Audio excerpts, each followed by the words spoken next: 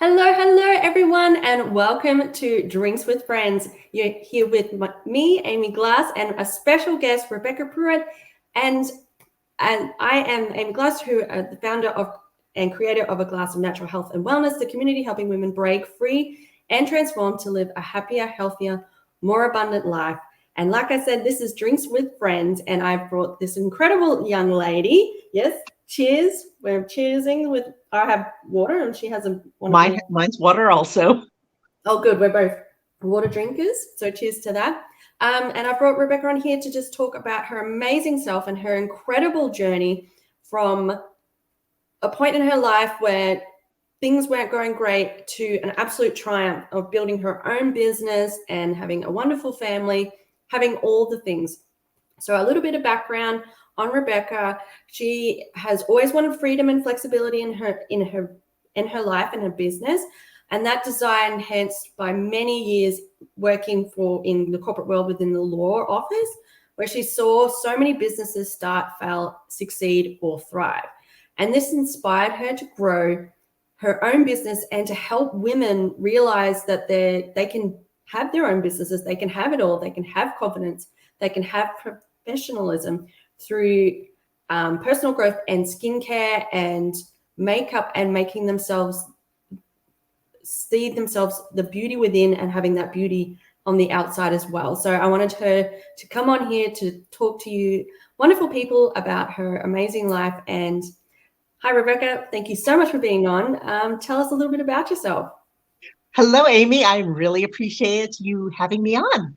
So I live in the middle of the United States. If you drew a line from the outside edges, see where I am, all the way to the middle and then down a little bit, that's where I am. So I'm in the middle of nowhere. I live in a very rural area. This is actually part of the Ozark Mountains, and people hear mountains and they think these big, tall mountains, but ours are really kind of eroded. So it's more like little hills. But I live in the Ozarks. It's kind of it's really remote. It's a little bit pulled off from um, the cities, and so really where I live is out in the middle of some hills. We have a lot of cattle in our area. We have a lot of um, it's there are not very many good roads going through, so it's really a rural area. I live in the big town of West Plains, which is about 10,000 people. And that's about that's and we're the largest town within 100 miles.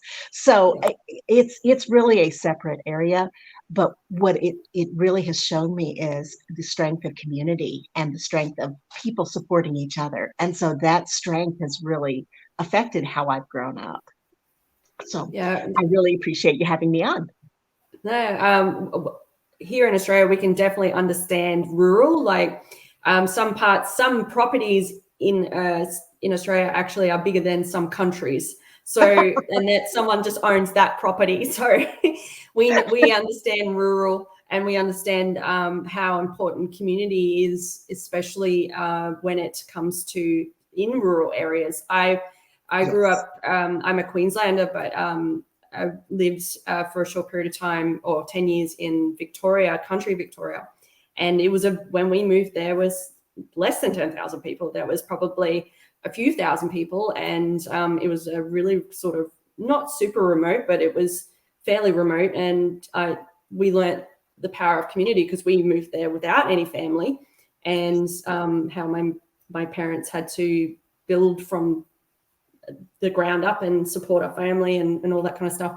So I definitely understand that.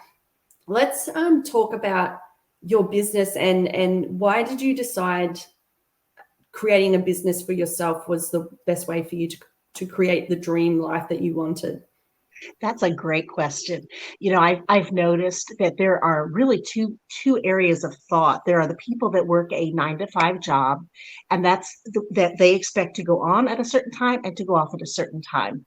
And then there are the people that are more of an entrepreneur. Boy, I can't talk today. And they see the world from a different perspective. And so in this area, we have a lot of farmers and ranchers. And so you take care of your animals and you take care of the cattle, and those cattle need to be fed no matter what happens. They have to be Yeah. fed whether you are having a crisis, whether there's a death in the family. And so that kind of entrepreneurial spirit means that you're not working a 9 to 5 job. You're working and you work until the job's done. And so there's a wide difference in that thought process. When I was growing up, my parents began a business, and um, that business was like a baby. It just never grew up. You had to be there Yeah. all the time. You had to take care of it all the time. You didn't get time off. If you got time off, you were thinking about what you were going to do when you got back. And so Yeah. that was really a thought process that I grew up in. And I have to say, at the time, I really didn't like it. I didn't like that we never got to go and do anything. I didn't like that we had to be there, whether we wanted to or not, whether we were Yeah. sick or not. You still had to be there. But that was a really good thought process because that's given me the strength to do so much, whether I thought I could or not. It was that thought process was already there. So Yeah. after I got out of my family's business and I began to work, I worked in a law firm. And that was that 9 to 5 type of job. And that was great. And I really liked it, but I got restless. I did Yeah. not realize how much I liked having that thought process. And I, Yeah. I brought that entrepreneurial spirit to the law office, which was really good because I work for an attorney who focuses on business. And honestly, he is not the standard attorney. He really likes business, and that affects all his thought processes. So he started multiple businesses during the course of that work. So I worked for the law office, but I also helped with the other businesses. And I Yeah. helped with the startup, I helped with shutdown. And as I did that, I discovered there's this freedom that comes in business. My father he felt stuck in in his business, his Yeah. store. And it was torturous. It actually was pretty miserable because he was constantly saying, we're not making enough money, we're losing money, we're going to close the store. We're going to close the store by August. And August came and it never shut down. And so Yeah. it was really torture because I felt like we were trapped by this business. But Mm. as I worked for the law firm, I discovered I can have a business and I can have the freedom to start the business. And I can decide, okay, here's our shutdown point. If this doesn't work, we shut it down. Yeah. And when I discovered that, it was like this big open sky of freedom and saying, oh, I can do this. Yeah. I knew I didn't want to have a retail business. I definitely didn't want to start retail, but I wanted to have a business where I could have that freedom and that flexibility, and I could work and make money based on my abilities and my strength and my work, not on whether I showed up every day or, had to be there at this time, because I Yeah. kind of get restless with that. So this freedom was eye-opening. And then I started looking, okay, what kind of business can I do? What can I do that gives me that ability? And I looked at starting businesses. I looked at, what would I need to manufacture? What would I need to do for marketing? And I really liked it, but I wasn't so sure I wanted to manufacture and market. Actually, what happened is somebody approached me about a direct sales business, and I didn't realize I was her customer. I loved the products she was selling, but I didn't realize that's what she was asking me. She asked me to look at her website, and I thought she wanted me to proofread it because that's what everybody asks me to do. They said, would you proofread this? Check to see if I spelled. So I went through her website. I checked the spelling. It was spelled pretty well. I didn't see too many errors. I checked the cohesiveness. Did it make sense? Did it work through? And then I started looking at it and thinking, this actually fits what I'm looking for. This is that kind of business. And I actually looked at it was a skincare and makeup business. And was debating, actually. I had actually gotten to the point where I was debating, do I want to do the skincare and makeup or do I want to sell some jewelry? My sister-in-law had a jewelry business. Yeah. And I sat down there and looked at, what am I going to do? Which one of these is a better choice? I like both products. Yeah. And what I decided is this is a product that people use up and need more of. Skincare and makeup, they use and then they need more. Jewelry, I don't know how much jewelry you can have, but there's got to be a limit. Yeah. And so I actually chose it based on the fact that this is a reusable product. This is something where you develop customers and they come back to you. And I like building that connection with customers. It's my favorite thing to do, to see a customer who needs something and I can find some way to customize or troubleshoot or figure out how to solve the problem. And I'm good at solving problems. So I actually chose that business because I had the ability to do this. I had the ability to work with people and help them solve problems. And that business did the product development and did the marketing and worked on the packaging, and I didn't have to do any of that stuff. And that's actually why I chose it. Now, after I got into that, what I discovered is in order to be a good business person, I had to build myself. And I needed to become a stronger person for me. And the more I worked on personal development, the better I was at business. And the more I worked on, why am I having resistance in this area? Or why am I having a problem? The more I worked on that, the more I discovered I like who I'm becoming. I think now I love my business. I love my customers. I love seeing women get stronger and get better. I love helping women start businesses. I love helping them grow a business. But I think the part that I like the most is who I've become in the middle of trying to build a business.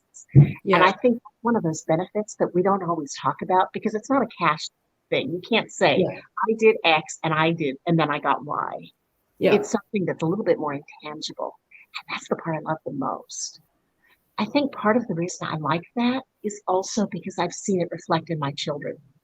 I have an 11-year-old son and an almost 13-year-old daughter. And there have been a lot of challenges in helping them. But the person I've become through my business has really helped them grow and become just, it's the positivity. I can't be a negative person and attract customers. I have to be positive. And so the positivity I give to my customers needs to be the same positivity I give to my children. I cannot allow my grumpy attitude to hurt them.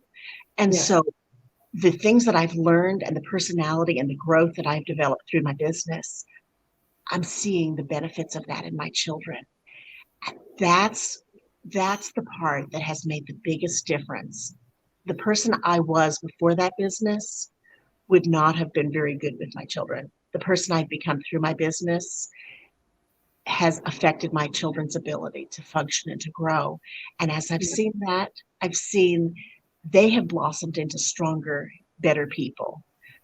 One of the things that I really want to see in my business is to see women treating other people kindly, to see women treating other people the way they want to be treated. And as I've been thinking through that and thinking, how can I help more people? And that's my secret dream, is to see that kindness spread throughout our community, throughout my state, throughout my country, and throughout the world. I want to see people reaching out and treating people the way they want to be treated. And the moment I knew I was successful was when I told my daughter, and she said, oh, yes, that's what I do at school. I want other people to treat each other kindly. And so that's why I stopped such and such a person from doing such and such, because that was a mean thing and that hurt that person. And that's when I knew, okay, this is the right path and it's affecting my kids in ways that I would never have suggested or thought. I love the show.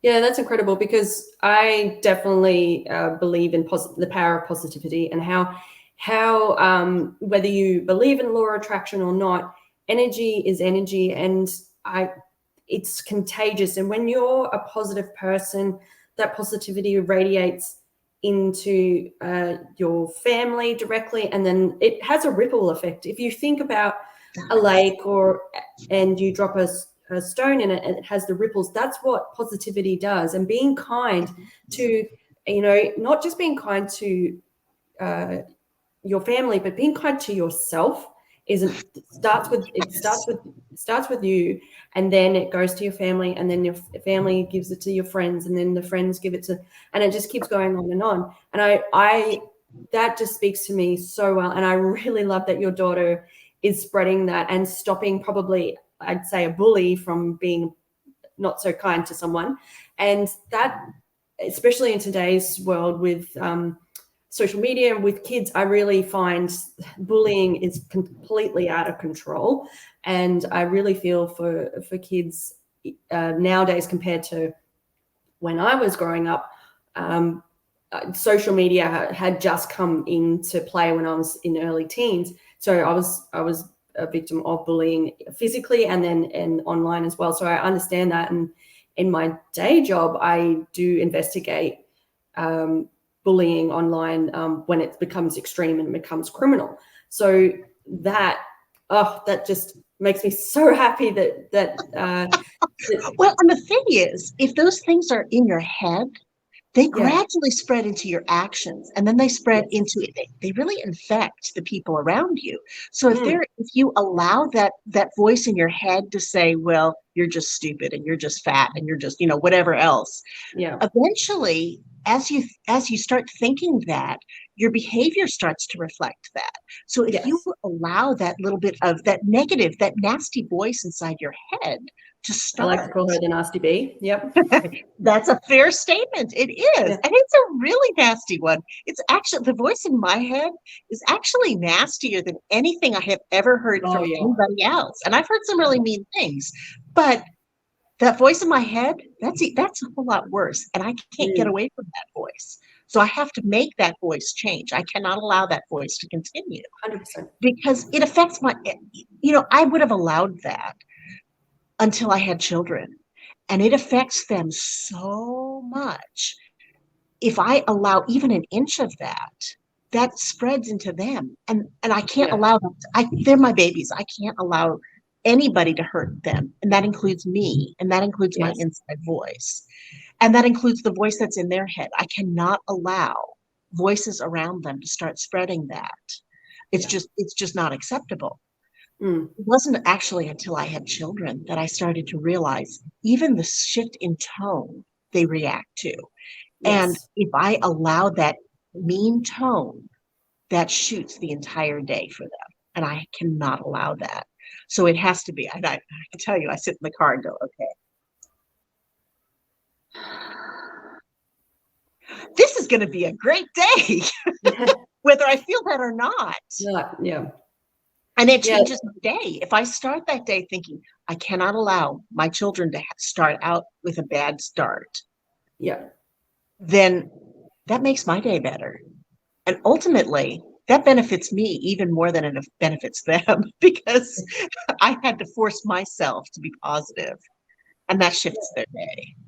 Do you do anything else in the mornings to get yourself in that really good, positive mind frame? Like for myself, I meditate, I have a gratitude journal, I have an affirmation card, I choose an affirmation for the day. Do you do any of those sorts of things, or what do you do to really keep your mind in that positive mind frame, so then you can, one, reflect that onto your children, but also be successful in your own day, be more productive and all those sorts of things? I do, actually. That's a great question. So I use apps on my phone constantly. I like to read the Bible. And so I have an app that reminds me to read the Bible. And it usually hits, if I would get up early enough, it would hit first thing when I wake up. But it generally is, it's already popped up by the time I'm awake. I like to listen to Darren Hardy, who does a Darren Daily. He emails out 5 days a week, just during the business week. And so I get that email at 3 a.m, and I like to have that going when I'm getting ready in the morning. Some mornings are not that way, and they're rushed, and I don't have time to do anything. But I like that. I like that in the morning because he has a positive business perspective, and it gives me something that redirects me in a positive way. So I use all of those. I use my driving time. When I drive my kids to school. That's our time to talk. Sometimes they zone out on their phones. It just really depends on the day. But that's my time to fill them with as much positive and encouragement as I can, which helps me. And then I have the time when I drive from dropping them off to work. And that's my time to regroup and think, okay, here's where I'm going today. This is what I'm going to do. I'm not a paper person. I really don't do paper well because I have kids and it gets scribbled on and it gets lost. It gets left in the car. So I like things that can connect to my phone and then from there Yeah. to my computer so I can look at them. But I have figured out that I really need something for paper writing just to keep me on target because the Yeah. moment I go to my phone, I get distracted and then I forget where I was going and now I've lost it. Yeah. So I've Mhm. been actually using a book. This one's called Define My Day, and I like it, but I could do it with like a 3-ring binder. I could do it with anything. Yeah. This one just happens to fit in my purse, so it's easy Oh, to that's good. carry Yeah. with me. And it has something. I'm starting this one for this month, so I haven't started it yet. But it has a section for your day, and here's your priorities and the tasks you're going to do to get to your priorities. Sometimes Yeah. I use it, sometimes I don't. Often, people I'm going to contact go in my list here. And Yeah. this actually has a section for things I appreciate. Today I will avoid. Today I get to enjoy. And today's theme is. One day Oh, I'll yeah, that's actually really use good. those. But right now, that gets all my notes from meetings and conversations. And I got to remember this. So I Yeah. use it more to process. I use it to kind of help me stay on target with where I need to go for that day. But I also use that to help me process, okay, these are things that I heard that sound really good. I Yeah. probably don't review them very much because once I've written them down, it's kind of in my head. But Mm. I need that time. And so when I first hit the doors at work, I prep for my work day, but I also prep for my business. And I look at, Yeah. okay, this is what I need to do. Because if I can keep my focus on what my actual goals are, I don't get as distracted by, oh, there's a news article. Oh, there's somebody coming in. Oh, there's somebody who wants blah, blah, blah. Oh, I want to look that up. Yeah. And The I use shiny, what is it? it. Shiny syndrome? Yeah. It is. It's that shiny object. And so I need something to redirect. Okay, this is my focus. This is where I'm going. This is what needs to be done. And Yeah. that really that helps me. I do have affirmations that I use. I like my affirmations. Hmm. But for me, what helps the most is filling my ears and my brain with positive interaction. So I listen to a lot of positive speakers. Yeah. You and I are both part of an Ignited Life Coaching, and Yes. we get training through there. I like to run that in the background. I may Yeah. not listen to every single word, but it's that positive attitude that's going. And when I Yeah. have that positive attitude, that kind of redirects me and connects me to what's important. And what's important is not somebody's in a bad mood or somebody's grumpy or somebody has a life crisis going on. What's important Yeah. is how are we going to handle it? Okay, we can solve this problem. What are we going to do Yeah. about it? So I need Yeah. that positive. I need that positive going in the back of my head constantly. I don't Because listen to it constantly, but I need it. yeah. Yeah. I do in my private group and through the podcast, I do Mindset Mondays. So every Monday I release a live and it's all about, it's set on a theme, but it's basically just positive affirmation and motivation to start your busy week ahead to really get you in that right mind frame. And I think that really helps people who listen and myself to go, okay, cool. Yeah, life is never going to stop chucking things in your path, whether you're the most positive person in the world or not. Having that positive mind frame means that you can handle it with better. You can handle it way better. You can see a situation instead of an absolute problem to an actual, oh, okay, this might be a learning experience for me, or there's a reason for this. I trust that there's a reason for this, and on the other side is going to be something better. For example, I had a bit of a shocking week last week. My laptop crashed and wouldn't turn back on. And then I had a really bad fall and hurt myself. But luckily, and the fall kind of really scared my husband, and he's like, oh, do I need to call an ambulance or anything like that? So it was quite bad, but I wrote in my gratitude journal that I'm grateful that I didn't lose all the things that I was writing on, because I was using Google Drive and that automatically saved it. And when I did fall, obviously some angel or something was watching over me, because I'm sore, but I haven't damaged anything. I haven't broken anything or anything like that. So but everyone with my work full-time job, they're like, oh, shouldn't you have a rest? Or, when you're in a lot of pain, don't you?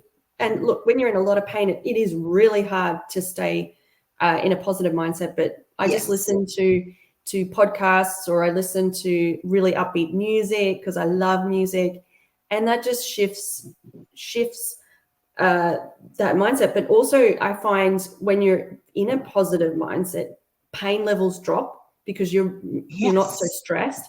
So also, like, stress is a massive thing. You and I are both in a job that is probably very highly stressed. Yes. And both of us have had high levels of stress in our lives, and we've dealt with the consequences of this. We had a bit of a chat before we went live today, and we were talking about like how we've overcome some significant health problems, most likely due to stress. And we've realized that stress was basically destroying us, destroying our minds, destroying our bodies. And we decided, okay, enough's enough, and we're going to start looking after ourselves and start taking care of ourselves. That's right.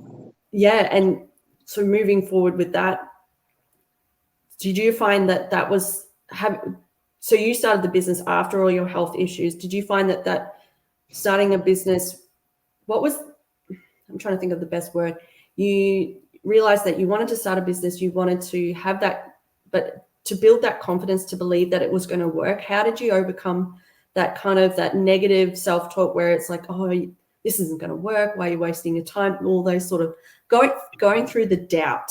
How did you manage that? That's a great question. I'm kind of stubborn. All right, I'm Yeah, a lot same. stubborn. I'm very resistant to anybody telling me what to do. Yeah, me too. Yeah. Which made me a little bit challenging to teach, but I'm not going to address that. but I don't give up easily. And I'll be honest, when I first started my business, I saw the potential. I really saw the potential. And I saw the business perspective. A lot of people don't see that. I'm kind of weird that way. So I saw the potential. I knew it was there. I could see piles of people who were very successful doing it. Mm-hmm. But actually, when I first started that, I was incredibly shy. I was very, very shy. I had a hard time talking with people. I could do one-on-one, but I had a hard time talking with people. In my business, they encourage you to work with groups of people because that's how you maximize your time. But I didn't have that courage. And I didn't think that I knew anything. I'm an obsessive learner. I gobble information as much as I can. Yeah. So I gobbled the information, but I didn't. Using it was a different story. And so I understand that. Yeah. I'm just stubborn. And I decided, well, this is the challenge I've got right now. So I will talk to this person. I actually didn't. I would show them skincare, but I didn't believe I actually knew how to show them skincare. So, and I didn't know how to do makeup. I knew nothing about makeup. I don't know why I thought that I could do this. That was just dumb, but I did, and I'm good at it now. But I knew nothing, but I was supposed to teach people how to do this. And we had training, but remember, I'm kind of stubborn. So what I would do is I would say, I have a basic policy. I can't let you leave the room looking weird. So if this color doesn't work, we'll try a different one. And that gave me the permission to fail. And so I actually got really good at it because I would tell people up front, because I would think, I don't know if that looks good. And they say, what do you think looks good? And I think, well, I don't know. And so what I would say is, well, it looks different on everybody, which it does. Yeah. But I couldn't explain why or how. So I would say, well, it looks different on everyone. So let's try this. I want to see how this looks on you. And then I had already told them, well, if it doesn't work, we'll try something different. So I can say, I really don't think that looks very good. Let's try a different color. Yeah. I had no idea. And I was stubborn enough to keep trying. But I figured out that if I give myself that extra hedge, the fact that I didn't know was going to still be okay. And I tell people, and I still tell people this, because frankly, there are many times when I have no idea, but we'll figure it out. And so I would tell people, okay, well, I'm not sure, but let's try this and see. And that really gave me an edge, because I was able to figure out solutions to problems that other consultants just gave up on.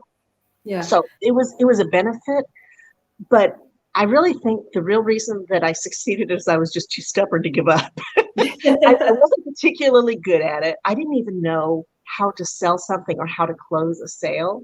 So there were piles of times where I'd ask people to come try stuff, and they would try it, and then they would leave, and they'd tell me, well, I walked all around the store and I couldn't find an eyeliner like what you showed. Well, I had it for sale, but I didn't offer it. Mhm. So I really was not particularly good at it, but I did keep trying because I wanted to be a business owner. I wanted to try, and I wanted to help people. Yeah. So, overcoming negative, that was constantly going in my head. And that's probably why I didn't move very quickly when I started, was because I really didn't believe in myself. I believed that the company was a good policy. I believed the products were good. I believed other people had succeeded. And so I figured if I just barreled through and kept going, I'd eventually get someplace. Yeah. But what happened from that was the positive interaction that I got. I was around people who were saying, you can do this, you're really good at this. I don't know if I really was good at it, but they believed it enough that I started to believe it. And then I did get good at it. Then I got really good at it. But their belief carried me through when I really didn't have a whole lot of belief. It was just I want to do it, so I'll find out how. Yeah. I don't know think if that's your question. I kind of no, it did. It's sort of like, and in anything in life, whether you want to start a business, whether you want to start a podcast, whether you want to even just start taking better care of yourself, or want to lose weight, or you want to start a new hobby, anything, something new that's outside of your comfort zone, getting through that doubt is incredibly difficult. And I think you just put the nail on the head that it's okay to fail, and you're going to fail. I think you so will many people think, especially because they see on social media all these really successful people, but those successful people started from the bottom and they've worked their way up. The only job that you're good at that starts from the top is a hole. So you can't. That is so good. You're right. My husband loves that. He keeps reminding me. He's my biggest support. I went from because of my job, I didn't have any social. I had Facebook, and I was very basic at Facebook. And I mean, I posted the odd picture. So I went from being completely offline to suddenly I'm online, and to have someone who I like to call myself a recovering self-hater. So I had extremely bad negative self-talk, to the point where that caused a lot of mental health issues. And I'm very open about that. And I will become more and more open. It's become a process. I've spent my whole life trying to hide. So I'm learning to be open. And that's a big process. But no way in heck someone would have said to me, oh, you do video recordings, or you're studying to be a mindset and health coach, or you've got a podcast, or now you have a YouTube channel. No, I would have gone, are you insane? So it's but every time I try something new, I'm like, can I do this? But like you, I'm very stubborn and very driven, and I'm not a person that likes giving up. And trust, I highly believe that you probably have gone, some days you've just gone, oh, I just want to run away. I just want to run away. Oh, yeah. Give it all up. Every day I feel that. Let's just go. Let's run. But that little spark inside, or that little flame inside, or that little voice inside that's saying there is more, and there's more. That's right. There is so much to offer. And I love that your community, that your private community that you have, is teaching women that, maybe, especially because you said that you're in a remote area, and that a lot of women in your area don't even understand that there are so many choices, that you don't have to be what you're expected to be is not your only option. And I totally understand that. I don't come from a rural area, but I was sort of brought up having a chronic illness that, oh, you're expected, you can only do this and you can only do that, and there's no way you can be this or anything like that. So having the confidence to overcome all the doubters was the biggest thing. And even in believing, and then the negative self-talk coming over that. So I really, really love that you are trying to do that. And do you find that that is the biggest challenge, trying to not convince women, but make them believe in themselves that they can do things? Yes, it is. That's a very hard thing. And some women never get past that, which is one of the Really? saddest and most distressing things I can think of, is Yeah. that they don't see those other options. It's kind of like somebody who's starving and their food is just, if they reach just a little bit more, they could reach it. Yeah. And they just mentally, they do not see it. And I was that way too. So I really can't criticize them. I'm not terribly sure why I've ended up with the successes I've had. I like what you said about failures. One of my favorite examples is Thomas Edison. And Yes. he said, I haven't failed. I've just found 1,000 ways that don't work. Yeah. And Yes. and it's true. If you keep trying, you can get there. You may have to go under, you may have to go around, you may have to go through your obstacle. There are lots of obstacles. There's always going to be obstacles. But if you keep pushing through, you can find a way around that obstacle. And it may not hit the goal you thought you were going to, but you may find there's a better goal that's out there. So you never want to give up. You never want to stop that. I think I may have known that before, but running a business and having to actually hit a goal forced me to figure out ways of doing that. I was able to do that in many ways before the business. But the act of actually having a business that I'm responsible for, that I'm the only one that can make that decision. Somebody has to decide, that's me. I have to figure out a way. That forced me to figure out other solutions to things. And it's made me a lot stronger of a person. It's made me more confident. It's made me more positive. It's made me more flexible and creative. And I've reached things that I didn't know I was capable of. I really like the person I've become through working in a business and trying to find a solution and trying to figure out, okay, this is my goal. How am I going to get there? And let me tell you, I've missed a lot of goals. And probably my stubbornness has probably led to even more. I didn't listen to somebody who said, there's a faster and more effective way to do that. And you're like, no, I'm just going to try it my way. That's exactly what I thought. And that's exactly what I did. And so I've probably taken the long way around a whole lot. But that determination is also what kept me going. And it's what kept me from giving up. And now I'm discovering really the personal growth and the friendships I've made are the best result of the business that I've had.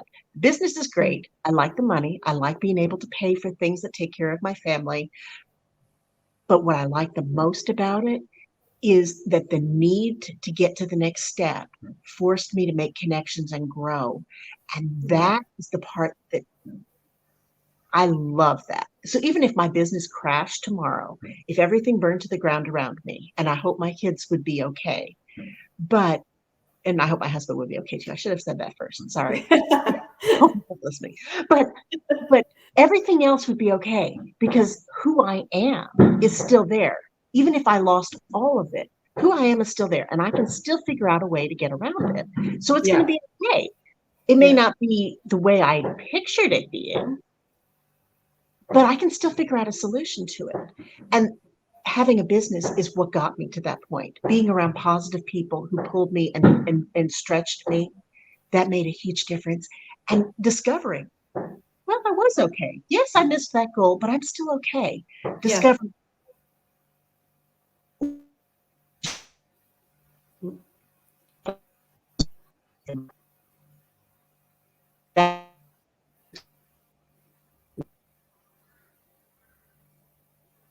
Unfortunately, we've just lost Rebecca. I think she's in a remote area, so her internet has crashed. That she did say that there were some storms about to come through. So unfortunately, we've lost her.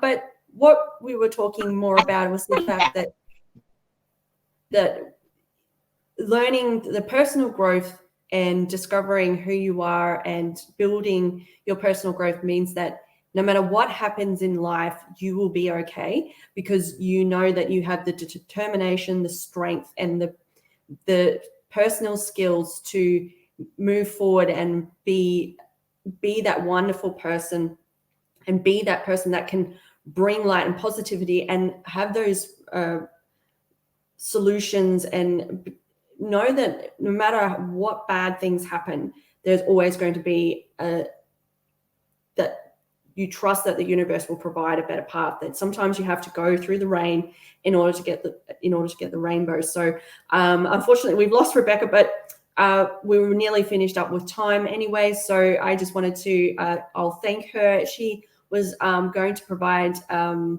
not a particular offer, but she wanted to share a journal that's helped her, which is finding and building your dream, with a step-by-step journal to discover your dreams and how to connect them to your future. So she's going to provide that.